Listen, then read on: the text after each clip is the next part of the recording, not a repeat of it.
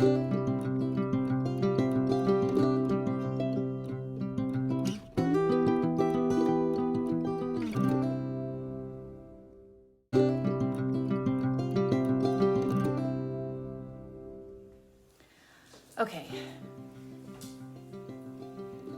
Typically, if I'm going to be filming, I prefer to at least try to do a little makeup and hair so I don't look totally ratchet. The lighting's not great in here either. And in case you hadn't noticed, I'm extremely pale, and so I do prefer to just put some color on my face so that I don't look completely beige all across. But that's not happening tonight. Anyway, I haven't uploaded in a while. It's a really stupid reason, but it's the kind of reason that anyone who knows me would find very believable, which is that I've got all this footage and like audio and video stuff recorded. And for some reason, I can't remember my laptop password, or I keep typing it in wrong, and then it'll freeze up the laptop and tell me I can't try again for another hour.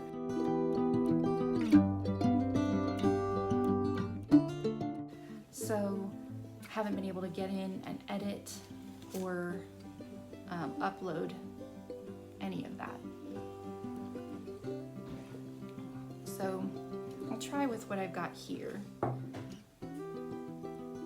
Tonight I got tea going on, and it's winter. It's let's see, late January. So 2024 has begun. It's neither better nor worse than 2023 as far as I can ascertain. So I think it's just look kind of messy in the background. It's just like water bottles and portable coffee mug things and stuff like that. Anyway, I'm trying to think of anything to share.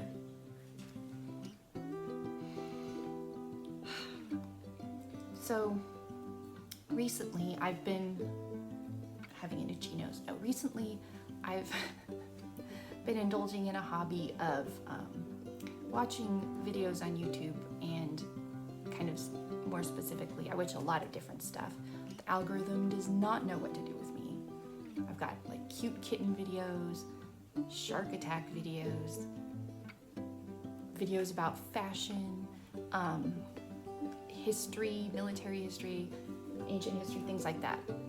But also I enjoy watching videos about essentially critiques and commentary on fat activism, and I have no idea why I find this so fascinating, but I do. And I do watch some actual original videos, but I watch a lot of commentary from people who do a lot of research, actually kind of follow trends in the movement and look into medical information and medical research related to obesity and health and things like that. And I find it very, very interesting. And a few people that I like to watch: Sam at Every Size, McDaniel, Starsan, Kiana, Docherty, the Body Honesty Project, the Cynical Dude. There are a couple of men, but it seems like it's mostly women, a couple men. The Cynical Dude is always very funny. And I think a lot of these creators were, I believe at one time, obese themselves. And so they have a lot of insight about sort of the experiences, the mentality of what it's like to live in that mindset. So, you're fine. And I myself have never been in that situation, and I will never claim to know what it's like to be in that situation. The fattest I've ever been was when I was about 150 pounds and I was pregnant. So I know that doesn't count. But a lot of what I find so fascinating about it is that it's, even though people think that it's about like fat acceptance and fat activism, it's really about human nature. People think that they're special, but they're not. I think maybe that's why I find it interesting. Everybody's the same. We're all the same. Big or small, pale or dark, tall or short, young or old. We're all the same, I think, underneath. And there's a lot of stuff that people will say. A lot of fat activists are some weirdly intent on insisting that they are both extremely happy and healthy, but also oppressed victims. And they're always working very hard to convince you, like, we eat healthy, we exercise, we are inexplicably obese. We don't eat any more than anyone else. I guess people are just naturally fat or thin, or they are determined to talk about how much they go to the doctor and how they're super healthy and their blood work is really great. And so you can't tell anything about a person's health by their body size, which is actually kind of true potentially, like in a normal range. At the extremes, you can kind of tell stuff about people's health. If you see someone who's skeletal and absolutely bones, like skin hanging on bones, you know that person's not healthy. Those horrible pictures of people, pictures that were taken of people that were in the concentration camps when the Allies came in and found them in World War II. Those people looked like walking skeletons. They were not healthy. You could tell they were unhealthy just by looking at them. And at the other extreme, that's very unhealthy too. And you can tell people are not healthy at 500 pounds. You can tell that. Now, like in the middle, people might be more or less healthy in a normal weight range, but at the extremes, it's not healthy, and you can tell by looking. That's just an observation that I have. But these people are so bound and determined to tell you just how healthy they live and how healthy they are. And there's no negative effects to their life and health choices, aside from fat phobia and society's oppression, which I find very strange as someone who knew people growing up that struggle to have enough food every day, and so to have so much food that you're obese, that's a luxury. That is privilege unimaginable to most people in the world. So there you have it. But after a while, as I said, I realized that this was more of a commentary on human nature as a whole. And if you are, if you're in any type of community, you'll recognize this, or you recognize it in yourself.